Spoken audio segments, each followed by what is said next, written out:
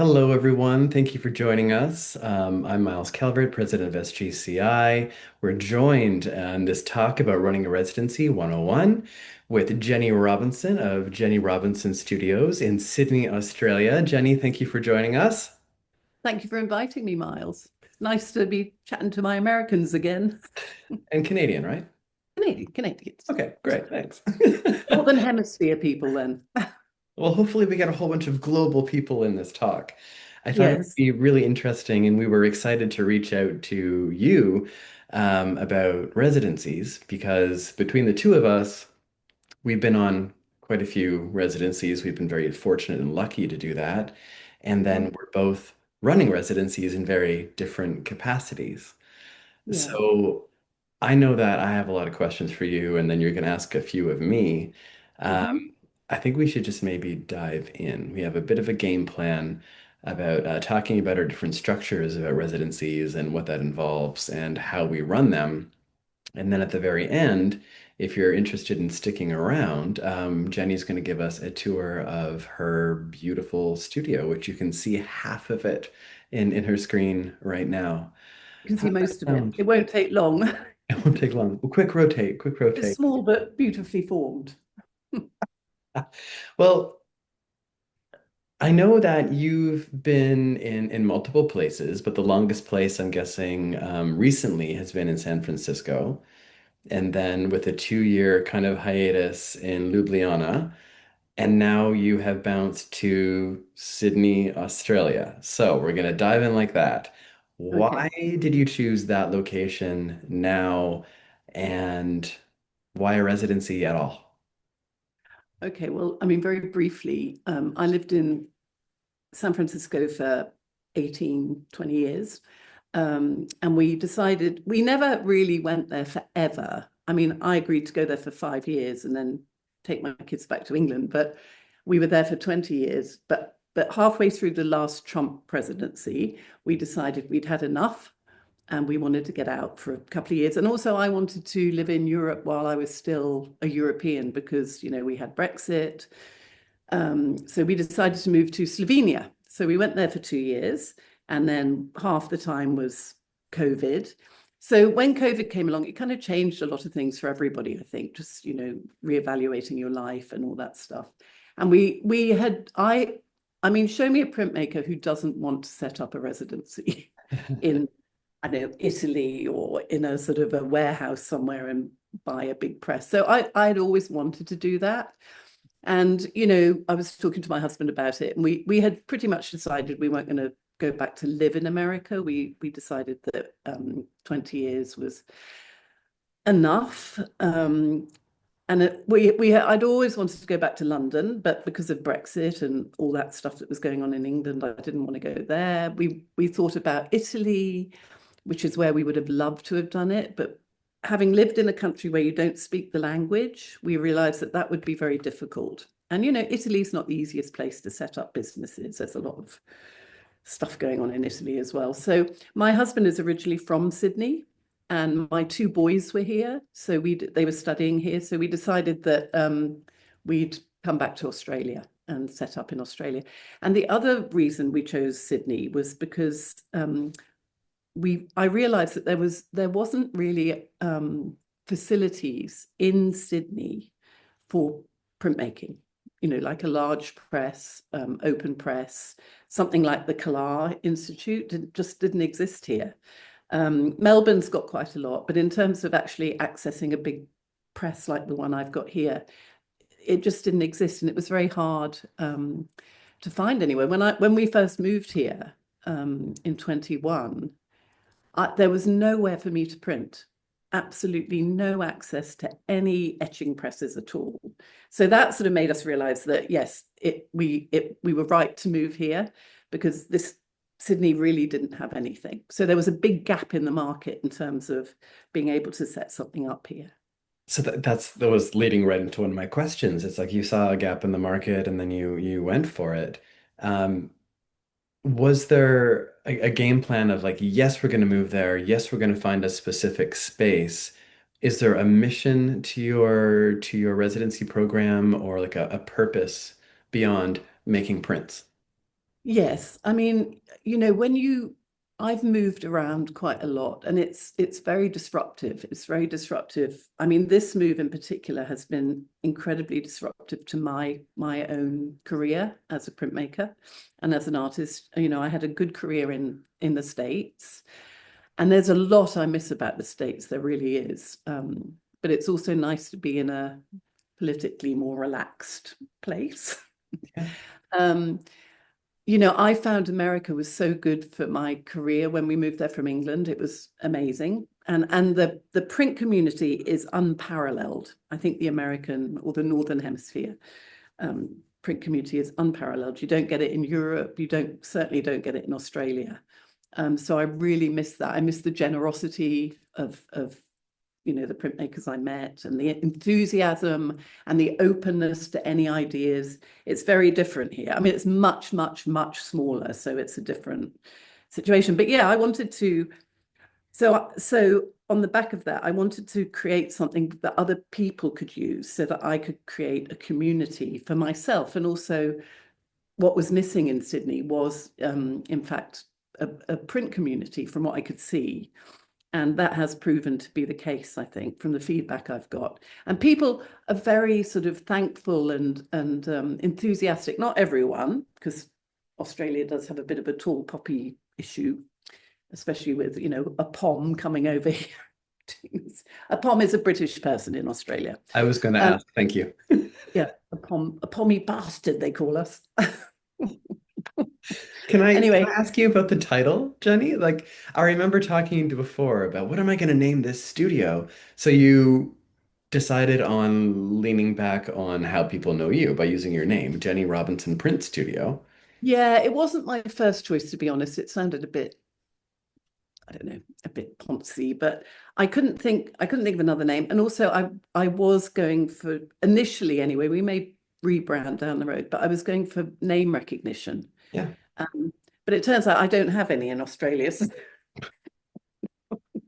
it wasn't probably the best thing, but it's been good for because I really want Americans to come over and print with us. I want people to bring their students. I want people to approach me and suggest workshops, because the one thing that we really wanted to do, I didn't want to step on any toes when I got here. I wanted to very slowly introduce myself, because people don't like that. You can't just land in a place and go, I'm here, I'm going to take over the printmaking world, which is what I want to do. But you have to tread gently. You don't want to upset anybody. You don't want to.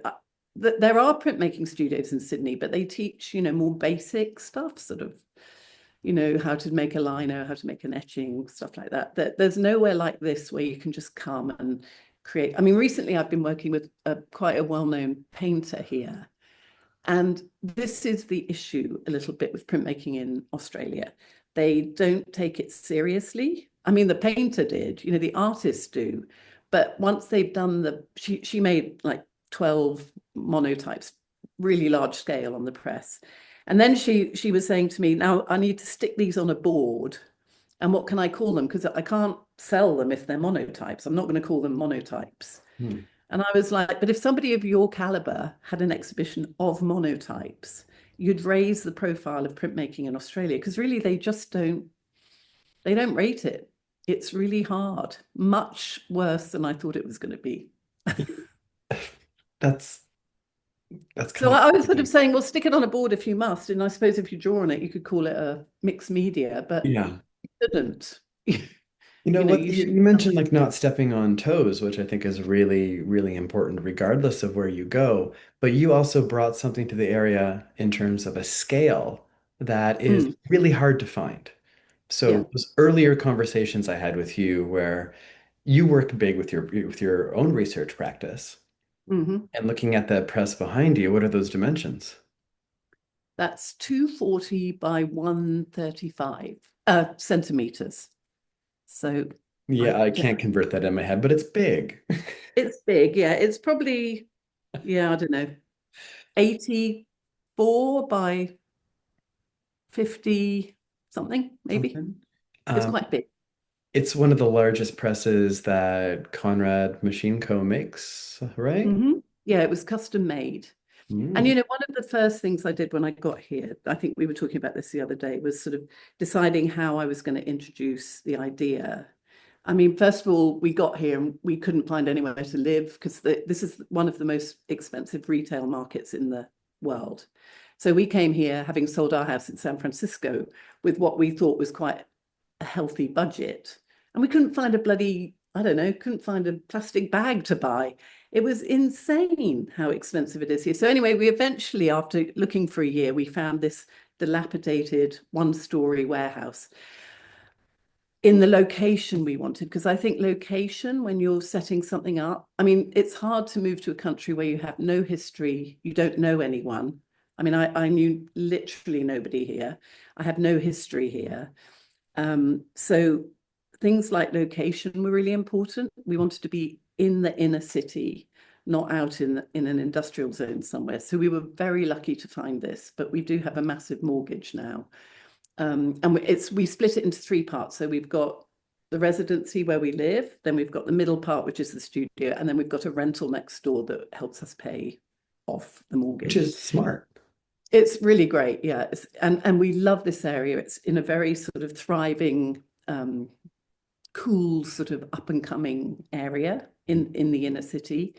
So it's perfect. It's very close to public transport, which is something we wanted. We didn't want people to drive the whole time. We wanted to be a little bit where, sort of green about the way we were. And we wanted to set up a non-toxic studio so that we didn't have to get into the whole health and safety issue with the local council, which is, the council is very difficult to deal with, and they have so many rules and regulations, it's just out of control. So, but that wasn't the main reason. The main reason was that it's a bit too small to have an etching area and a, aquatint box and all that stuff. We just don't have the space. So that also informed what our mission was going to be as well. Mhm. What did we want to offer? So you're That we offering the opportunity for someone to bring plates that they've already made, for example, as one thing. They could come with existing plates. They could Yeah, come and do specialized techniques that you are familiar with. yeah, that's exactly it. I mean, we have the press, so I have open press weekends where people can bring their plates or come and make massive monotypes on it. So we have 4 people in here for the weekend, and they just have access to the press, and they pay a certain amount, and I am here to make sure they don't ruin my press or put ink on it. I'm quite strict about that. Which is important, right? Plus, there's Yeah, you have smaller presses as well, so it's not just the yeah, gigantic press, which is, yeah. So I've got a medium-sized press, which is medium-sized, yeah, and then I've got it's like 22 by, well, I mean, you can print 30 by 40 on it just. And then I've got a really small press that I've actually tucked away because we don't use it very much. right. And then, we've got a water room for the paper, and we've got a utility room, but it's quite snug. Um, but, we have beautiful light in here. People actually love it. And we have the roller door open 90% of the year to let the light in the front. So it's actually really lovely. It's a lovely space. So we're very lucky to have found it. Can I get into some nitty-gritty questions for you? Sure. You touched on the government already. So Australia has the reputation of being very controlled for what goes in and what goes out, for the ecology, which is great. Um, what roadblocks have you hit and how were they overcome? Well, so in terms of the non-toxic, that was another Or reason in we terms of decided. actually renovating your building? Well, renovating the building, it's a commercial building. I mean, it was very run down, very dilapidated. But in terms of that, because it was already a commercial building, we didn't have to change the use of it. It was sort of, and we're very low impact. So, when there's no community, um, we don't affect the community at all. We don't have trucks coming and going, So in terms of that, they were fine about that because we are so low impact. In terms of the non-toxic, that's easy because we don't have to deal with any of that sort of waste and stuff like that. Our biggest problem has been turning it into a resident come work area. And that has been, we're still dealing with that. We keep getting bills for $4,000 for God knows what because we need another form. So we still haven't got that. We're living here, but it's not a residential yet. So that has been the biggest problem in terms of setting up. I'm a sole trader, so I don't have to worry about the tax implications because in Australia, you don't have to pay GST, which is, the sales tax, until after you earn $75,000. Okay. Once you hit $75,000, you have to then start charging 10% on everything. And I'm not keen to do that. So, I mean, and, it'd be lovely if I could earn $75,000. Did But you did you know about that before you opened a residency, or did you have advice from someone who told you those Yeah, numbers? yeah. So that's the advice I would give, sort of you really should get an accountant because, well, I mean, especially if you move to a different country where you don't have any credit. We had to write a really detailed business plan and costs and what we projected that we were going to earn, blah, blah, blah, to get a loan. And then that also had to go to the council. I mean, it is very complicated. And if you don't know the way it's done in a country, we just hired an accountant because we have quite a complicated situation because my husband is still an American citizen. So he has tax implications in the States as well as here. Right. So, we had to do all that. But because we're a small company, we really don't, all you have to do is get a Australian business number, an ABN number, and that allows you to trade. And that's sort of it, really. And then you pay taxes on what. Oh, and the other thing is you get to set off your equipment for like 5 or 6 years. So we won't pay any tax because we're paying off the press. And the press was quite expensive. So And we it can spread that out. appreciates each Yes. year. I Yeah. got it. Okay. So they knock that off your tax bill. So from those points of views, it's actually quite straightforward. Hmm. Just thinking. Um, there's so much more to that. That like, I have an LLC and every day there seems to be another blip in something that they need or a form like you mentioned. You Mhm. settled in a community that you knew a little bit about within like a walking radius of your studio. How has it been with the community? Like, how did they respond to you renovating this old building and then having international artists come through? And I would say it's probably nothing but positive, but was that how it was received? Oh, it's been lovely. It's been lovely. I mean, Australians are lovely anyway. They're really nice people, very friendly. And no, I mean, we had a lot of work. We had 9 months of work, quite noisy work to be done on here. And we got nothing but positivity back from our neighbours. People would just drop in and say, oh, and because of the area, we're backing onto Sydney University and we're near the Technical University too. So there's a lot of students around here, and there's also a lot of creatives, photographers, ballet dancers, people like that who live in this area because it is sort of quite an arty. So we've had nothing but loveliness from our neighbours. It's been really nice, and also it's quite an indigenous. Historically, it's a very indigenous area. There's a lot of indigenous people, First Nation people who live in this area. So we're very aware of that, and we have to be very aware of that and sort of try and work with that. But it's lovely because it's such a mixed area. So much of Sydney is completely white. Yeah. So it's sort of nice to live in an area that reminds us more of San Francisco or London. It's a good mix of people here. So it's lovely. It's And also when really, I first got here as well, I had to sort of find out how am I going to get a community, since I don't know anyone. So I joined Sydney Printmakers, great. and sort of we have the odd artist talk here that we invite people to, and we've started something called Women in the Arts, where we have the odd dinner in the studio or a get together. We've got one coming up. I think it's like we've got 15 people and 4 or 5 of them are going to do these 5-minute eggs where they just talk about their art. So we have a stunt woman who's talking about the effect AI is having on her job. And so Wow. we get people from the arts in general. So it's really interesting, and it's a fun way to sort of broaden our community. It's also smart because you're not just reaching out and trying to serve printmakers, because that's an easy Mm, sell. And yes. printmakers know printmakers know printmakers.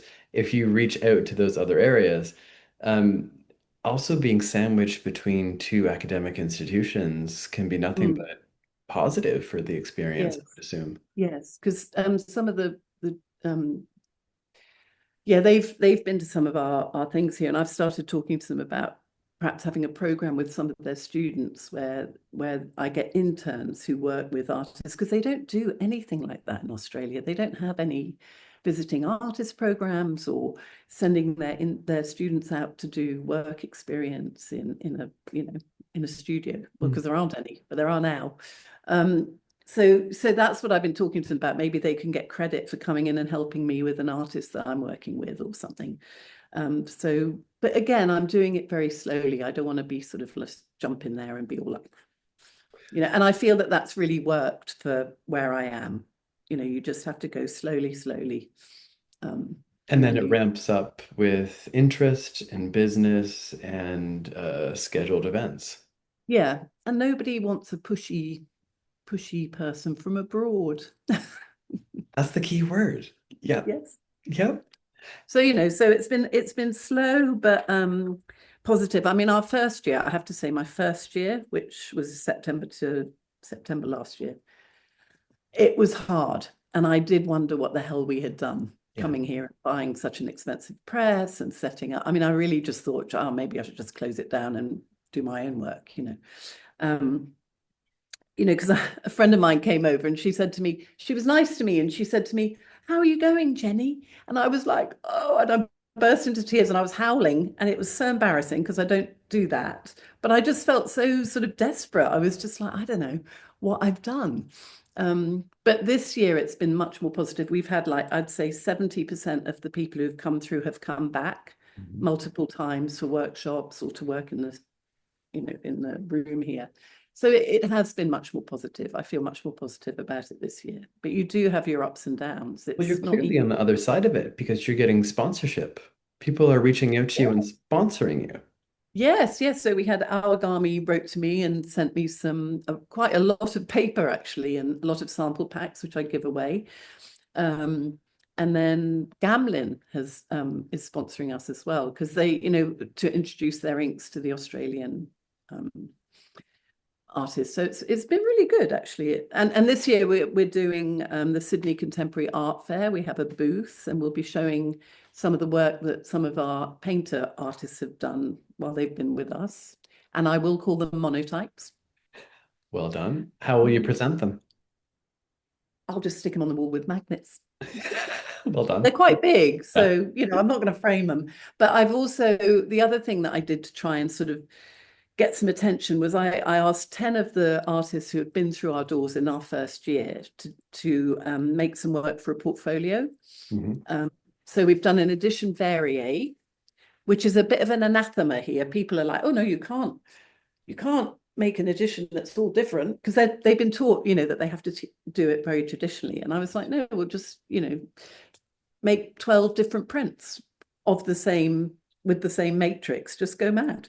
So we'll have I'll be showing that portfolio at Sydney Contemporary too, which will be fun. That'll be And fun. it's a way of outreaching, getting the word about the studio out there. We're not really there to sell work as much as we are to try and boost some interest in the studio.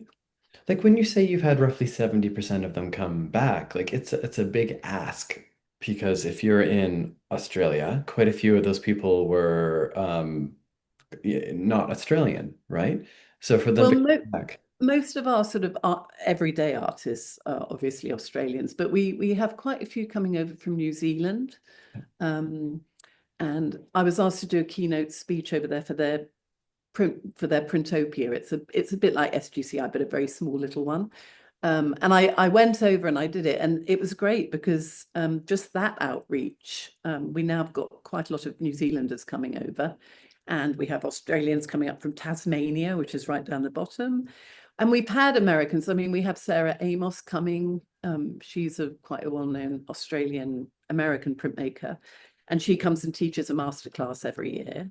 We've had Joseph Lupo come. Great. Um, Laura Berman's been over. Mhm. She was over on a Fulbright, I think, and did a little workshop with us.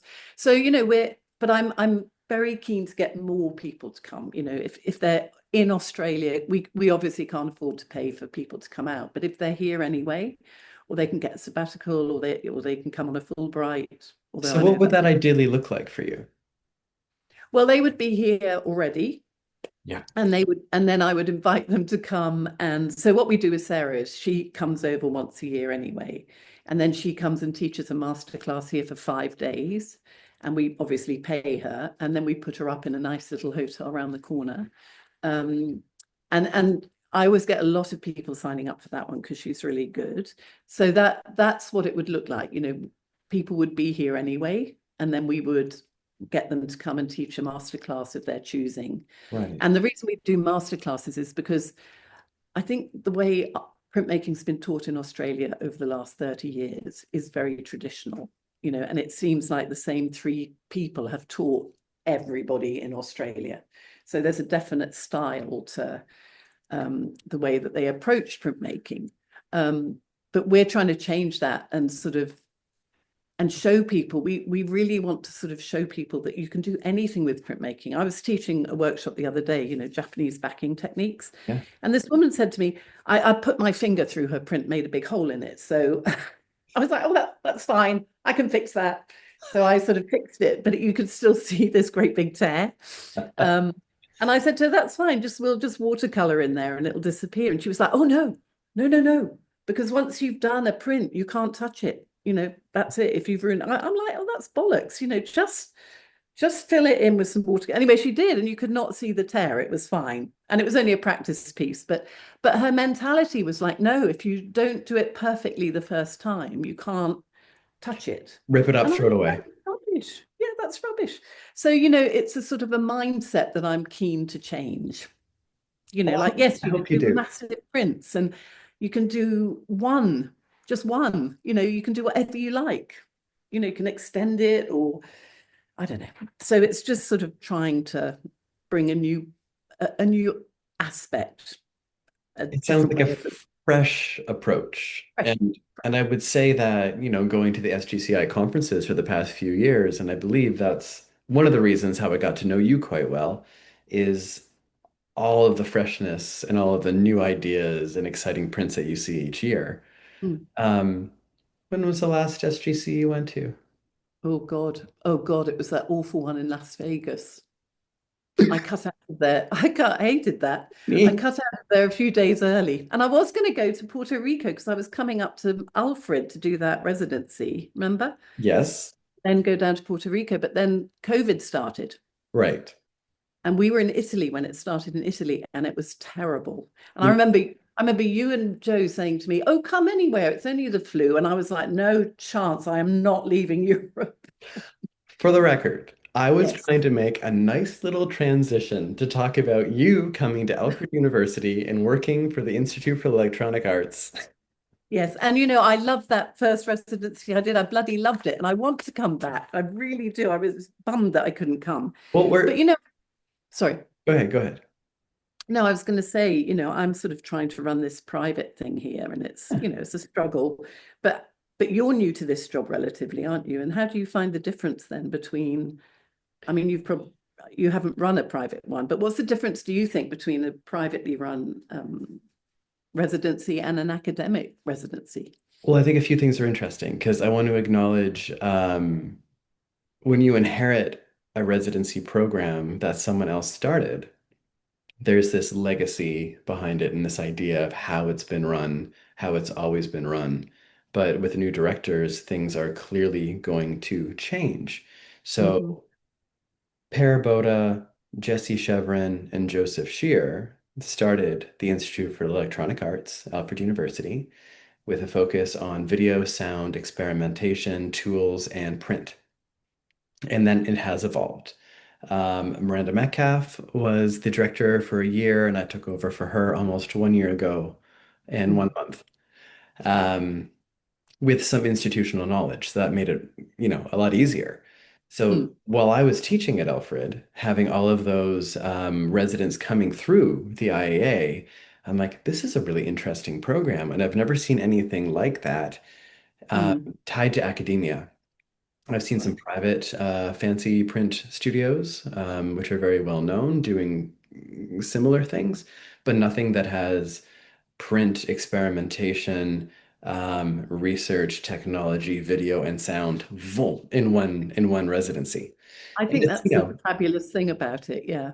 which is just a little bizarre, but you're right. So having it connected to an institution has its own isms, dare I say, of like things have to be a certain way when you're academia, and then there's some other things if you're grant funded where you don't have to be quite as tight. So you have a bit more freedom. So I think it's the You have an endowment, don't you? Have an endowment? yeah, there's that. So the IEA does have an endowment that helps with essentially running the entire IEA. And Hmm. then, so for example, that could go just to salaries. And to an institution, fantastic, right? So they don't have to worry about paying someone for that year. And then all of the residents that come through are supported through, at the moment, two grants. So a NISCA grant, that's like the New York grant that can only really be focused on New York-based artists. So it's restricted. So whenever Mm, you see these open calls for printmakers, come for a 2 week residency, we'll give you money, we'll give you housing, we'll give you supplies, we'll give you technical support. But it's only for a New York artist because of that grant restriction. mm, The other grant that we used to get quite often, and who knows what's happening right now, is the NEA, the National Endowment for the Arts. mm, And so the last year that we got it, that one can be global. And that's why it kind of like, boom, the spread was wide open. So then you mm, have these decisions that you get to make, whereas do I only bring national artists? Do I make it global? But if I make it global, it's more expensive to get them here because I want to support people as much as we possibly can financially for travel as well. mm, So maybe we only bring 6 artists from different parts of the world, or do we bring 12 from a 12-hour driving radius of Alfred University? So it's really difficult, and yeah. I erred on the side of we could really use some international artists here. Mm, It's time to, if we have that opportunity, I would rather have global artists and inspire the community in the region through that than more New York, because we still get a lot of New York artists coming through. mm, yeah. So let's open Anyway, that door a little bit. yeah. But it's a time that we're needing to really navigate change with this residency program because we don't know if these grants are coming through anymore. Yeah. So That's it's right, time because to it has changed quite drastically in the last six pivot a months. little bit, right? The key word for the past few years. So, but how do you run your open calls? Like when you sort of put out a call for these things, how do you run those? Well, the key And focus how do you select your artists as well? that's it. So like the key focus is transparency with the open calls. So there's been a lot of changes over the years, and I will definitely say that from time to time I will invite. Like if I've scheduled a week off of, paperwork catch up, and I know some artist is nearby, or I know there's a really cool project we could do with them, I'll like pull them in. But 9 times out of 10, it's an open call. So we'll use social media, some news mailing lists, some websites that we post to, and it's an application process. So we try to make it as clear as we possibly can. We want something very specific, like this is our website. Look at all the facilities you will have access to. You're coming for 2 weeks. We're giving you $2,000. That could always change. We're giving you $1,000 for travel, depending on where you're coming from. Um, we want you to propose something and then we weigh it. And when I say we, I mean like a panel of people. So it's never just me or just my staff and I. We bring in faculty from the Department of Expanded Media and we bring in a community member as well. Because That's one of the big aspects, and it's super important with these grants, and I think that's why, quite a few people are maybe unsuccessful applying for them, is especially if you're working in academia, is that students are always going to go to these events because they know they're going to be good, but the Mhm. students are not considered in terms of grant reporting um, attendance numbers, Oh, which is really tough if you're in a location like Alfred and you're reporting on how many people came to that event that we paid for. And if you put 20, that's not going to look so great. That's one class, right? But, Alfred's in the middle of nowhere. So we're yeah, surrounded by students and students and students and nothing in farmland. Rochester is an hour away. Buffalo's almost 2 hours away. yeah, The city is 5.5 hours away, New York City. So how can I engage with the community to get those numbers up to prove that the money that we have been awarded is being spent to benefit the community? yeah. It's not easy, especially if you No. want to really make a unique event. So yes, we can do an artist talk and record it and put it on YouTube and do it live, but I would rather take those artists to one of those cities to also do something there, Oh, plus have yeah, the residency. It's it's really tricky. It's really tricky. Like yeah. workshop. That's a good idea as well.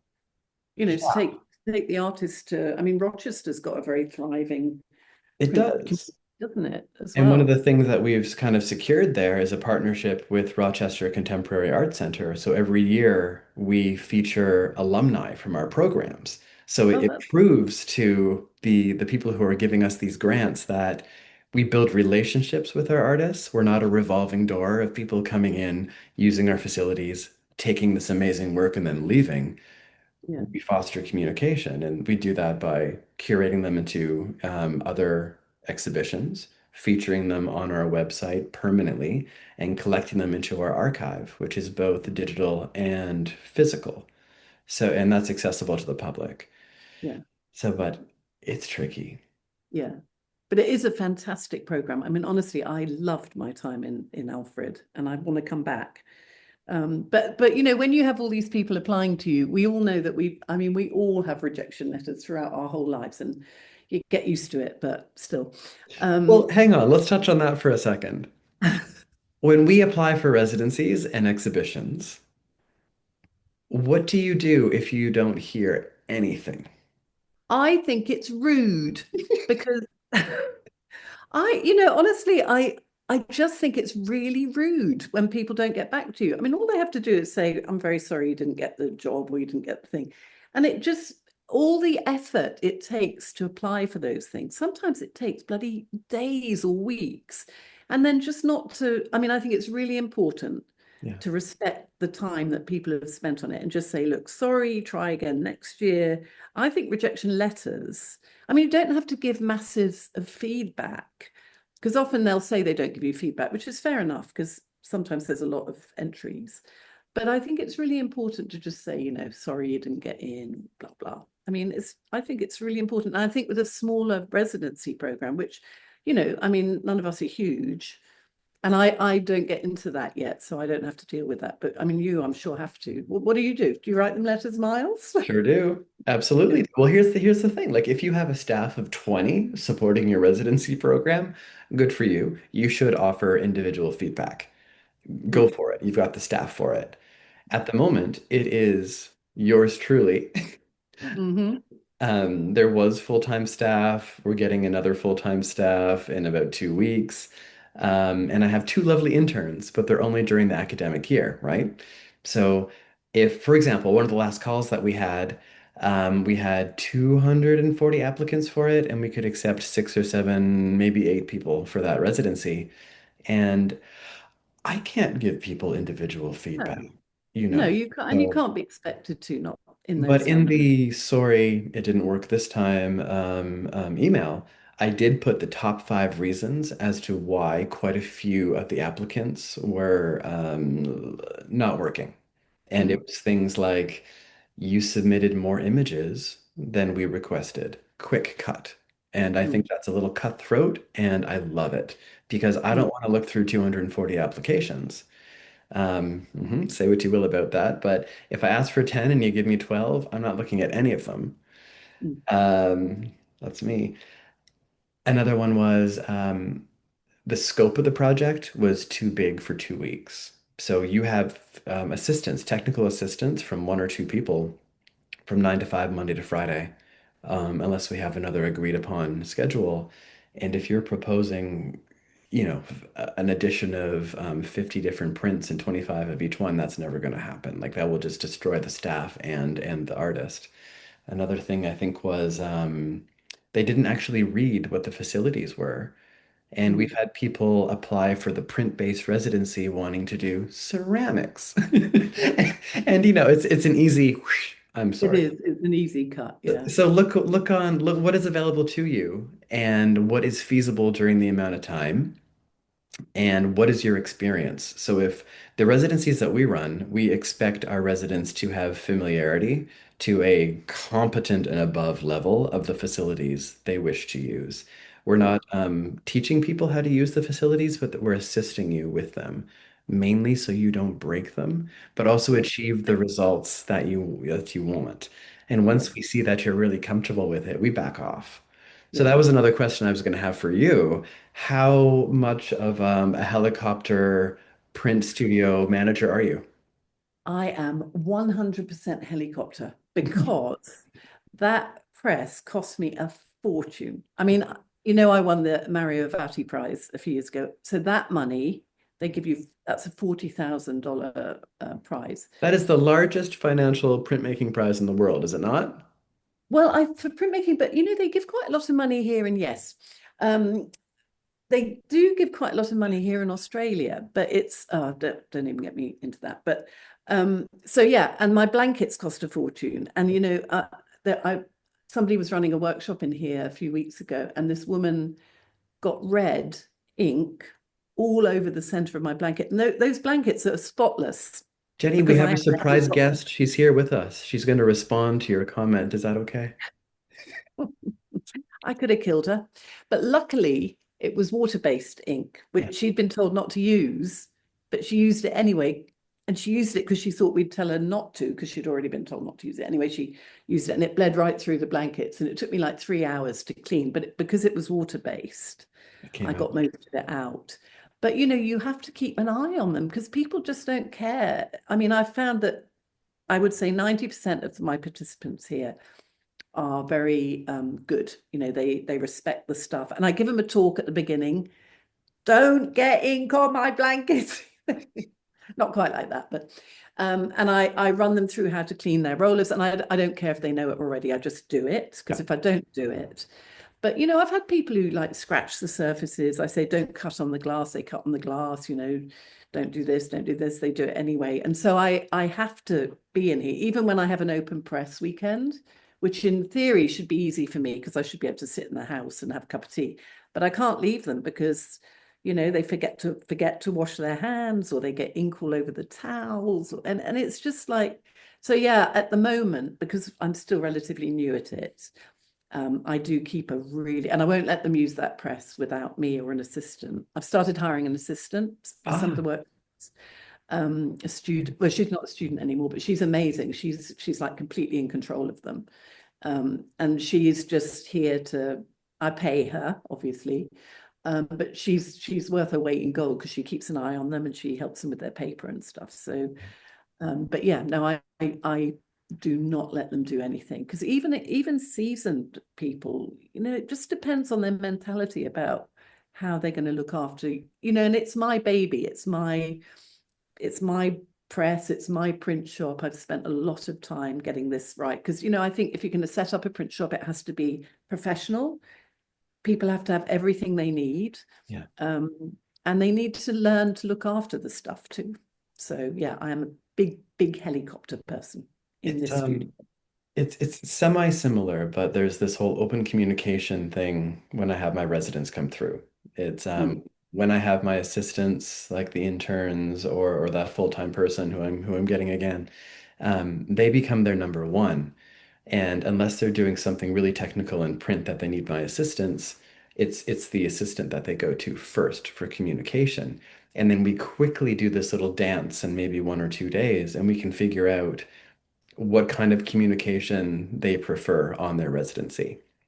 we've Yes. had artists And I come think if you've through. got someone in for 2 weeks, that's great. I mean, I've only had I had Joe Lupo in here for a week, and I just showed it. I have a little room here, which is the project room, and they can do what they like in here, more or less, because it's an old press. It's a good press, but this is for them to do their thing. And he just got straight off the plane, came in here, and worked in here for 5 or 6 days, and he had a lovely time. It's So it's yeah, it's you get to kind of read them quite quickly, right? What do they yes, you need and do. what are their communication styles? And I think that's something I've been on residencies where I wish they would just leave me alone to work. Yeah.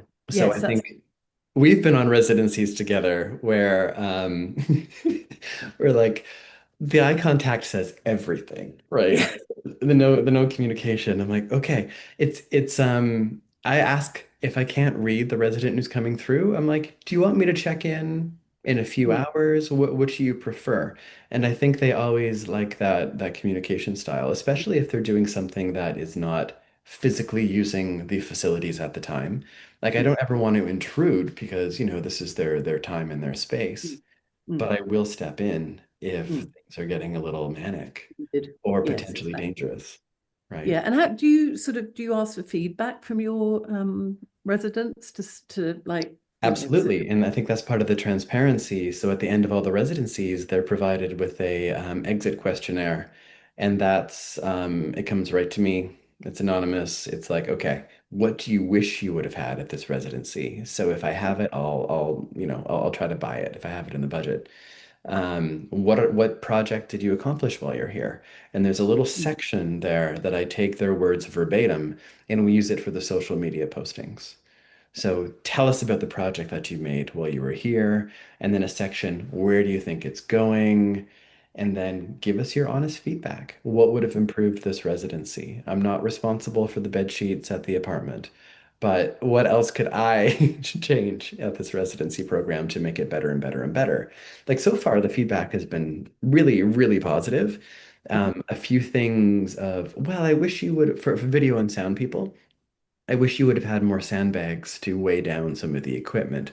Little things like that. If I don't know about it, I don't know about it. So please, I'm like, tell me, tell me, tell me. And then it's in yeah, the budget for the next session. It's really yeah, helpful. Really yeah. helpful. That's really healthy. I haven't started doing that, but someone suggested it the other day, so I think we will start doing it because it's good to know.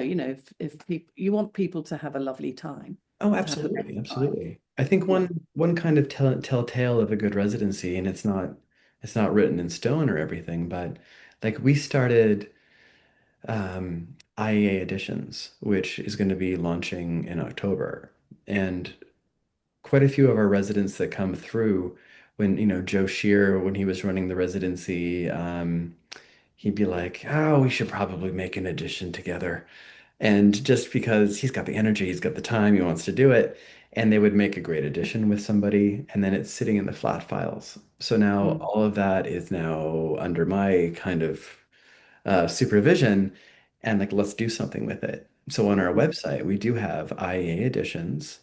mhm, Hasn't officially launched yet, but 2 days ago, I just invited back an alumni to specifically make an edition with us. So I think having that, again, like I mentioned before, not just having a revolving door of artists, mm, invite them back for special projects.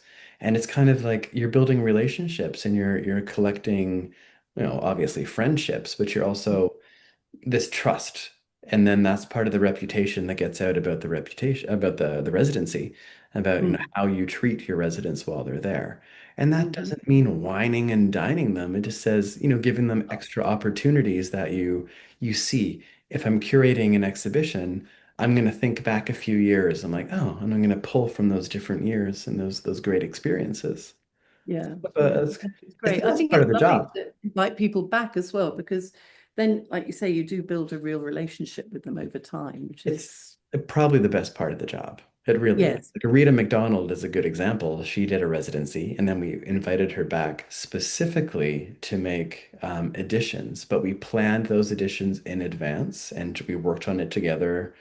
I wasn't part of that. I don't know why I said we. They worked on it together, saying what the game plan was, Small editions, we split them with the artists 50-50, agree on a price. You sell them however you want. We sell them via our website and future trade shows.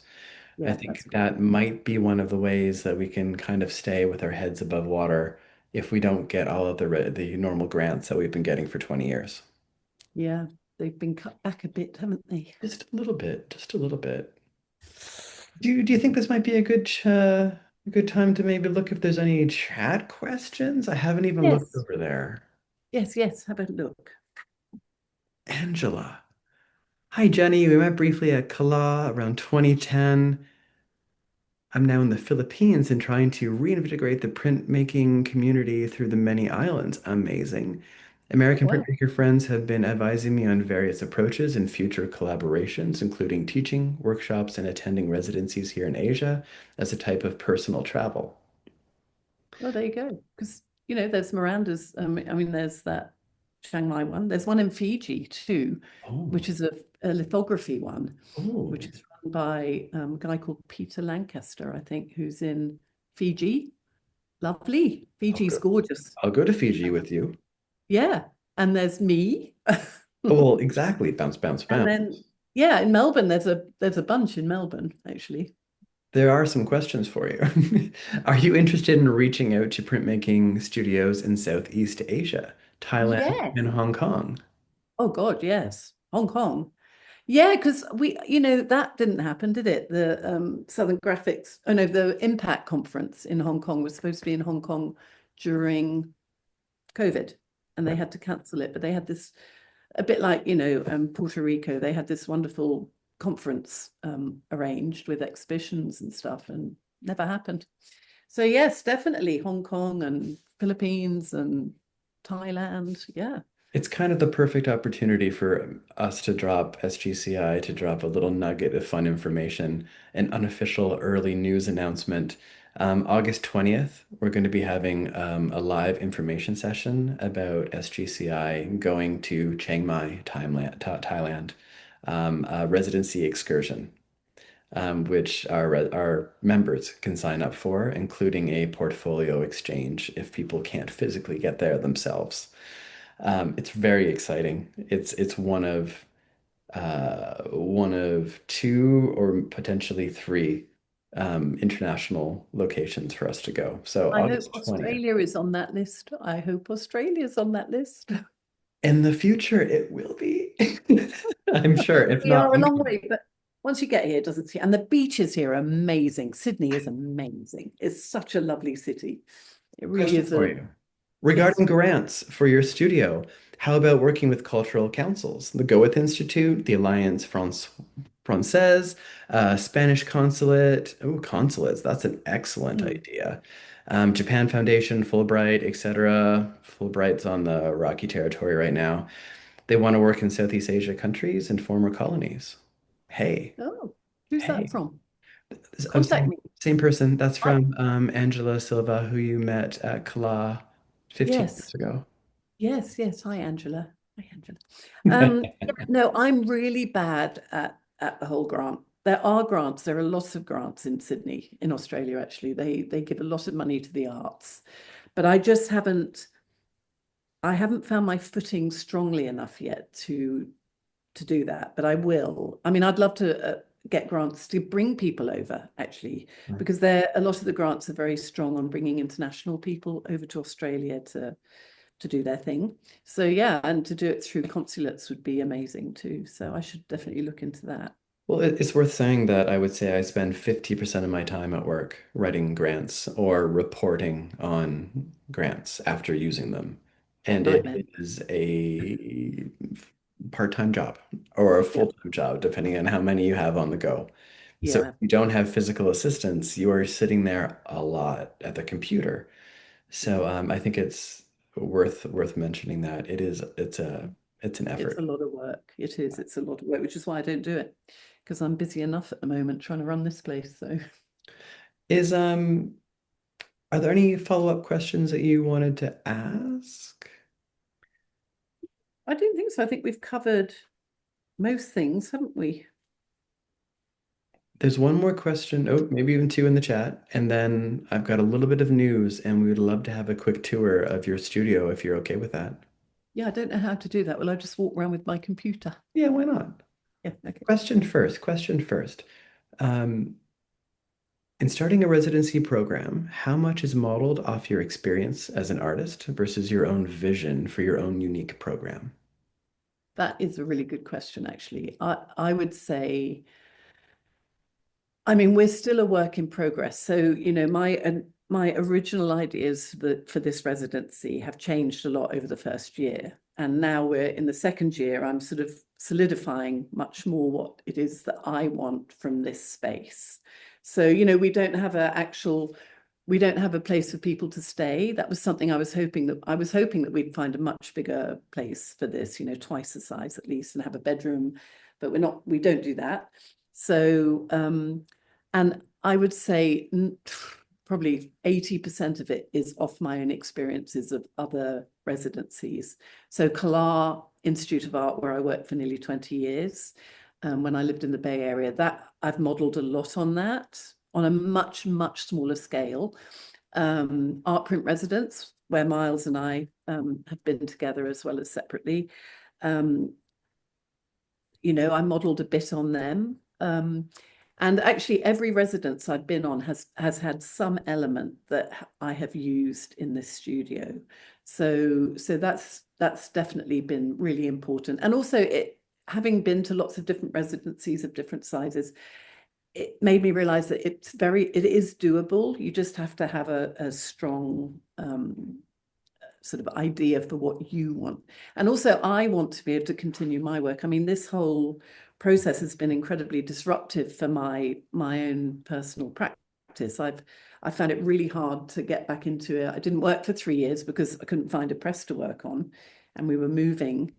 I put a lot of energy into doing this building up, which I really enjoyed, but I'm still struggling to get back to my pre-move creativity, so it's been hard. I'm actually going to Sweden next in a week or two. They've invited me over to Sweden and they're fully paid. And I'm going to go and make 2 meter by 2 meter woodcuts up in the sticks. So I'm looking forward to that. But yeah, every residency I go on, I learn something from. But I also have to balance it with what I want to do. So, I close the studio for 2 or 3 months a year so that I can have the space to myself. I think And that's I just important. make enough money to pay the equivalent of rent, I suppose, and run it so that it runs as its own entity.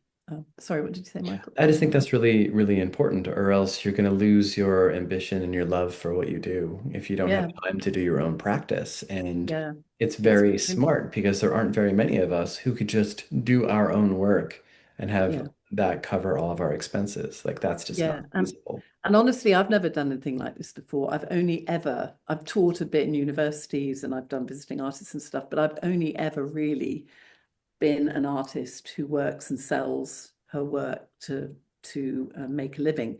So doing this, it takes an enormous amount of time. But I so far enjoy it.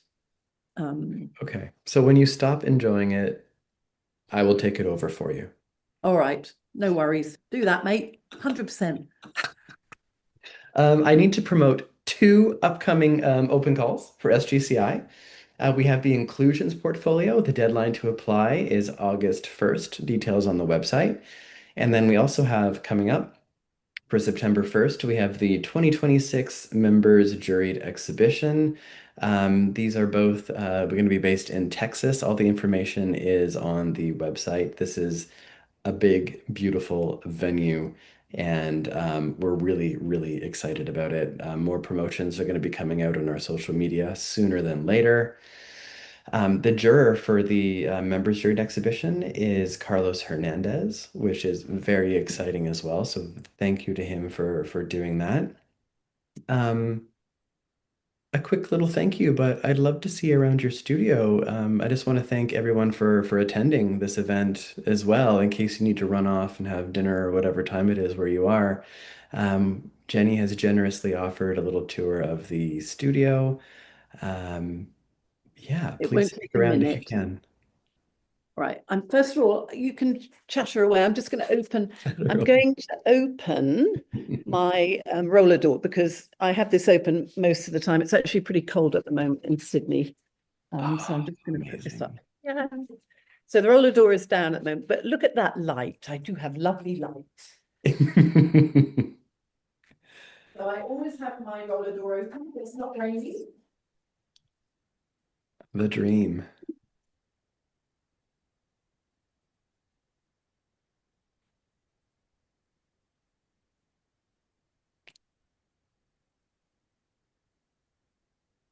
So while that's opening, I'll show you the project room.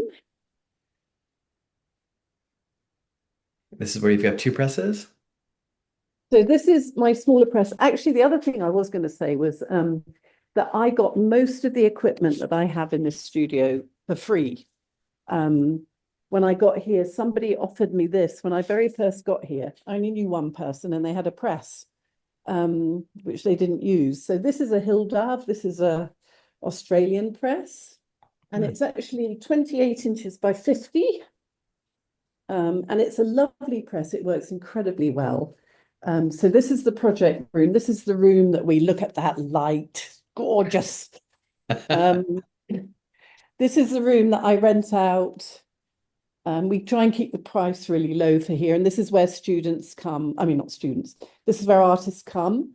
And they just, you can close the curtains here if you want a bit of privacy.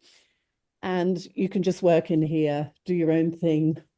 And I have quite a few people coming through here now, and they love this room because the light is gorgeous in the evenings. I can see All why. these cupboards I got for free.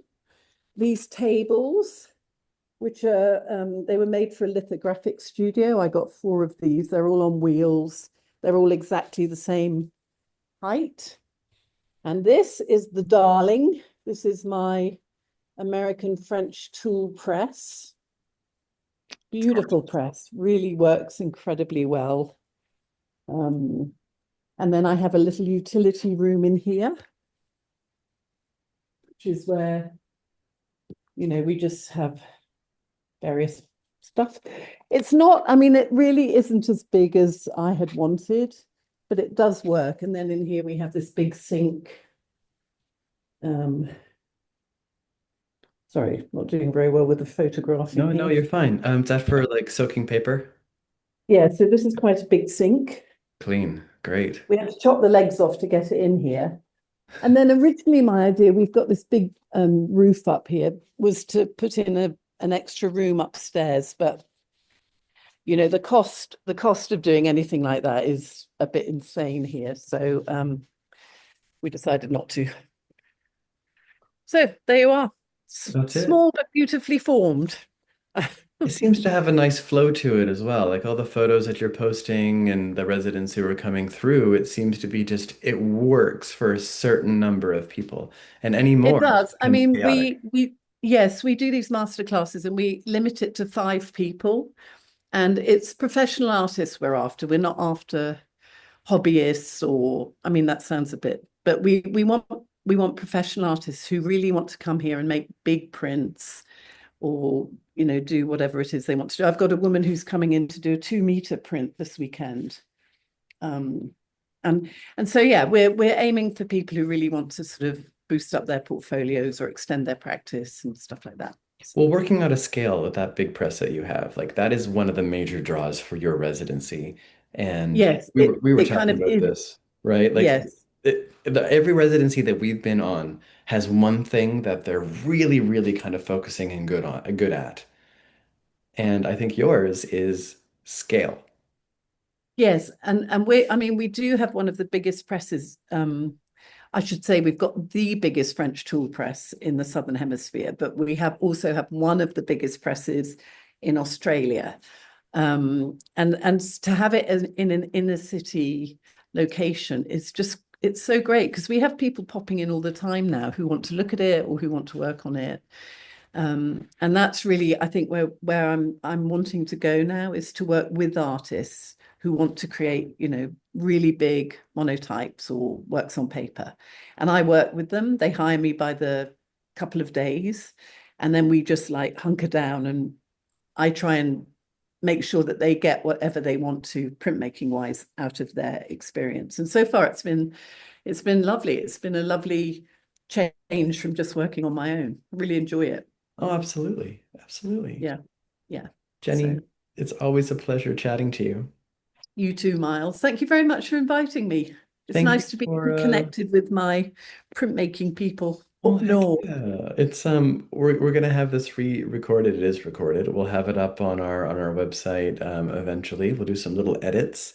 We'll share your website, your socials, all of that. Um, I think that's all I've got. You know, Okay, me too. I hope Time for people check coffee. out our residency programs and come to our studios and see what we're all about. Yes, yes. And thank you very much for inviting me, Myles. Pleasure. Thanks for your time. Thank you, Jenny. Thanks for Thanks joining, everyone for everyone. attending. Okay, bye.